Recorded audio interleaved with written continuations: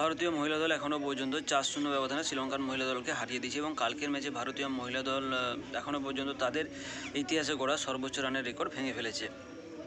এর পাশাপাশি ভারতীয় মহিলা দল কালকে 30 রানের ব্যবধানে মাত্র 30 রানের ব্যবধানে ম্যাচ জিতেছে। অর্থাৎ আমাদের যে বোলিং অ্যাটাক আমরা তৃতীয় টি-20 ম্যাচে দেখেছিলাম সেই বোলিং অ্যাটাকটা আমরা মিস করেছি। এখানে দীপ্তি শর্মা, রেণুকা সিং ঠাকুরের যে একটা মানে বোলিং স্পেল ছিল, সেখানে তারা অসাধারণ কৃতিত্ব করে দেখিয়েছিল এবং শ্রীলঙ্কাকে আমরা খুব মাত্র 112 রানের মাথায় অল আউট করতে সক্ষম হয়। কিন্তু কালকে শ্রীলঙ্কা 6 উইকেট হারায় এবং তারা আমাদের সমপরিমাণ রান প্রায় করে ফেলেছিল। যেহেতু মানে শ্রীলঙ্কান এখনকার বর্তমান সময়ে শ্রীলঙ্কান টপ অর্ডার অতটা সাকসেসফুল হচ্ছে না টিম ইন্ডিয়ার এগেনস্টে।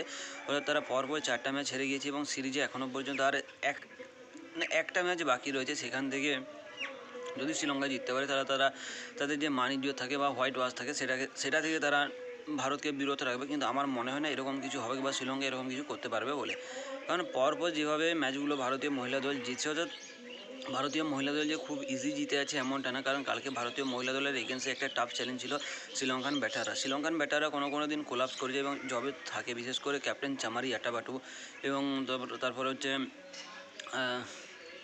হানসিকা সূর্য বিক্রমা বা এরকম কিছু একটা নাম আছে, ঠিক আমার মনে পড়ছে না, সামার বিক্রমা, যাই হোক এরকম কিছু ব্যাটার আছে শ্রীলঙ্কার তরফ থেকেও যারা কিন্তু টাফ চ্যালেঞ্জিং চ্যালেঞ্জ হয় অন্যান্য। আরে ভাই কঠিন হয়ে যায় ভারতীয় বোলার, কেন যে কোনো টপ অর্ডারের বোলার হোক যে কোনো দেশে তাদের এগেন্সে একটা চ্যালেঞ্জিং মোকাবিলা তারা করতে পারে। তো যাই হোক, সেখান থেকে আমরা যদি সেসব কোথাও বাদ দিই, সিরিজের সমস্ত দিক থেকে ভারতীয় মহিলা দলের ব্যাটিং ঠিক আছে। কালকে স্মৃতি মান্ধানা এবং শেফালি বর্মা, স্মৃতি মান্ধানা 80 রান করে, শেফালি বর্মা 79 রান করে, বাকি বাদে রিচা ঘোষ থাকে এবং ভারত কালকে মোটে 2 উইকেট হারে। এটা একটা সবচেয়ে ভালো লেগেছে যে ভারতীয় টপ অর্ডারে স্মৃতি মান্ধানা প্রথম ম্যাচে স্মৃতি মান্ধানা পরপর ম্যাচে ফেল গেল। শেফালি বর্মা প্রথম ম্যাচ বা সেকেন্ড ম্যাচ যে কোনো একটা ম্যাচ বাদ দিয়ে কিন্তু তার প্রত্যেকটা ম্যাচে রান রয়েছে। অর্থাৎ একটা ম্যাচে সে হাফ সেঞ্চুরি করতে পারেনি, বাকি সমস্ত ম্যাচে সে তার প্রায় হাফ সেঞ্চুরি রয়েছে।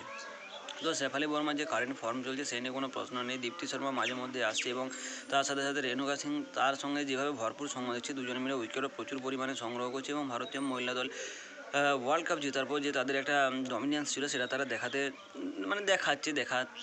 শুরু করেছে। এমনটা বলা উচিত না, কারণ ভারতীয় মহিলা তাদের ডমিনেন্স দেখাচ্ছে। তো এর পরবর্তীতে কী হবে কেউ জানা নেই। সামনে পুরুষদের টি-20 ওয়ার্ল্ড কাপ রয়েছে, IPL রয়েছে, তারপর রয়েছে 2027 ODI world cup, WTC final, অনেক কিছুই রয়েছে। এর মাঝে ক্রিকেটের মহাপর্ব, ফুটবল বিশ্বকাপ রয়েছে, অলিম্পিক রয়েছে। তো চারিদিক থেকে এখন এন্টারটেনমেন্টের পুরো পর্যায়ে একটা শুরু হয়ে গেছে। এরপর কী হবে কি না হবে সে আমাদের জানা নেই, কিন্তু আমাদের কোচ এবং চিফ সিলেক্টর যদি চেঞ্জ হয় সেটা আমার সবচেয়ে ভালো লাগে। বাকি বাদ আজকের জন্য এতটুকুই।